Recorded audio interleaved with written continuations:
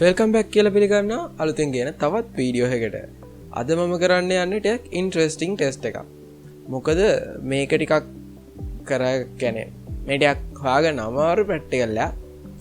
මම අද කරන්න යන්නේ නයිට්‍රික් ඇසිඩ් වලට මැග්නීසියම් පටියක් දාන එක. මේ ප්‍රැක්ටිකල් එක සාමාන්‍ය ඉස්කෝලේදීත් බලන්න වෙන්නේ නැහැ ගොඩක් කට්ටියට. හරි. එහෙනම් අපි වැඩි කතා නැතුව වීඩියෝ එකට යමු. ගොඩ කාලෙකින් මාත් වීඩියෝ එකක් ගේන්නේ මට පොඩ්ඩක් වැඩ වගේ කියලා වුණා. ඒවත් එක්ක දැන් මම ආයිසාට වීඩියෝස් ගේනවා. අනිවාර්යෙන් YouTube channel එක subscribe කරලා like කරලා තියාගන්න මේ වීඩියෝට.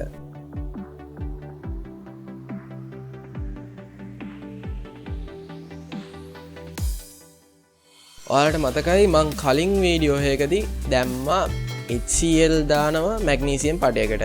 ඔයගලන්ට ඒක link එක මේ පැත්තේ අයිනේ හරි මේ පැත්තේ අයිනේ හරි උඩ බලා ගන්න පුළුවන්. මම link එකක් දාන්න. ඒකත් බලන්න. ඒකට like එකක් දාන්න. හරි. දැන් ඕගොල්ලෝ බලාගෙන හිට වෙලා මං ගාව තියෙනවා තනුක නයිට්‍රික්. මේ තියෙන්නේ තනුක නයිට්‍රික් ඇසිඩ් එක. මේක සුදු පාටයි ලික්විඩ් එකක් ඔයාලා ගන්නවා. හරි. ඊට පස්සේ අපි බලමු මැග්නීසියම් පටියක්. මං ගාව තියෙනවා මැග්නීසියම් ටේප්. එක පටියක් විදිහට එන්නේ. ඔයගොල්ලෝ දැකලාත් ඇති මේවත්. විද්‍යාගාරේ තියෙන පාසල් විද්‍යාගාරේ. ඊට පස්සේ අපි කරන්න යන්නේ මේවා කෑල්ලක් අරගෙන දාන එක. හරි. මෙහෙම. අපිට මේ ප්‍රැක්ටිකල් එක වෙලාවේ ફોකස් එක ඕනේ මේකේ හැදෙනවා ගෑස් එකක්. ඒ ගෑස් එකේ පාට අපි බලා ගන්න ඕනේ. ඒ ගෑස් එකේ පාට තමයි ලස්සන. අනිවාර්යෙන් ඒකට ફોකස් එක දීලා ඉන්න.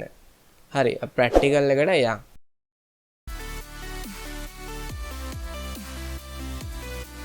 මංගාව තියෙනවා කේතු ප්ලාස්කුවක්. මම මේකට දාගන්නවා පේ මැග්නීසියම් පටිය. මන්ට ලොක් කෑල්ලක් කපලා ගත්තා. මෙන්න මේක අරන් දානවා මේකට. දාලි ඉවරලා මම මේකට දාගන්නවා නයිට්‍රික් ඇසිඩ් එක. මංගාව තියෙන නයිට්‍රික් ඇසිඩ් මේකට දාගන්නවා.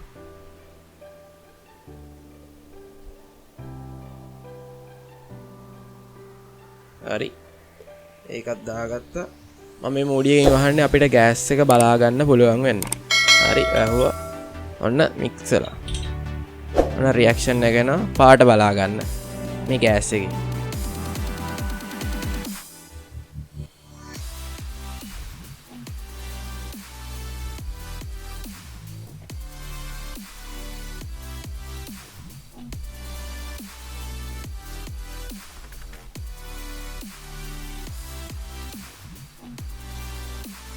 හරි මේක දැන් ඉවරයි මැග්නීසියම් පටිය ප්‍රතික්‍රියා කරලා.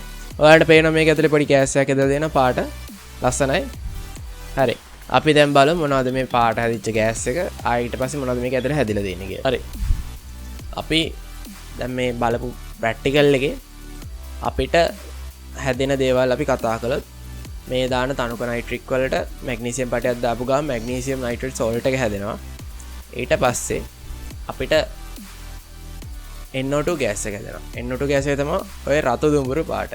රතු දුඹුරු පාට කියන එක අනිවාර්ය වැදගත් පොයින්ට් එකක්. මෙන්න මේක ගොඩාක් MCQ වල අහන කියන්නේ ඕගලන්ට එක්සෑම් එකකුණත් අනිවාර්ය වැදගත් වෙන දෙයක්. ඊට පස්සේ මේකේ පිට වෙන ගෑස් එක HNO2 කියන එක කියන්නේ දැන් මම දෙතුන් පාරක් කිව්වා. ඒක අනිවාර්ය වැදගත් පොයින්ට් එකක්. හරි.